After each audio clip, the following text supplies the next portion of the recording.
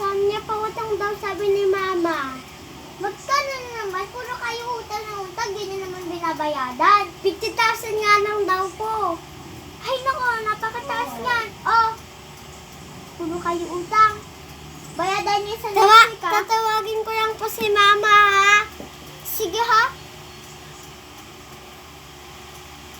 Magaan na ba po? Kaya talaga. Ay, naku. Aling-sunin. Puta na.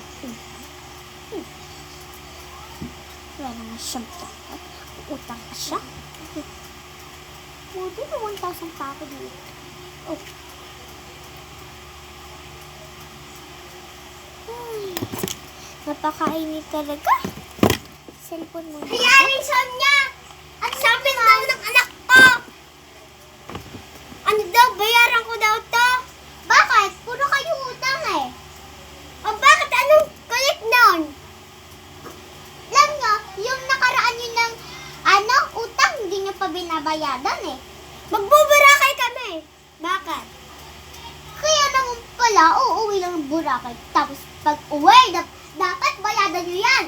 Hindi, be! Umaray, bibigyan kita ng pasalubong. Anong gusto mong pasalubong? Gucci bag. Diba?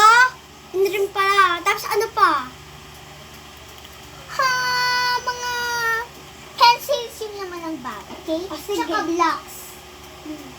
Bili ako.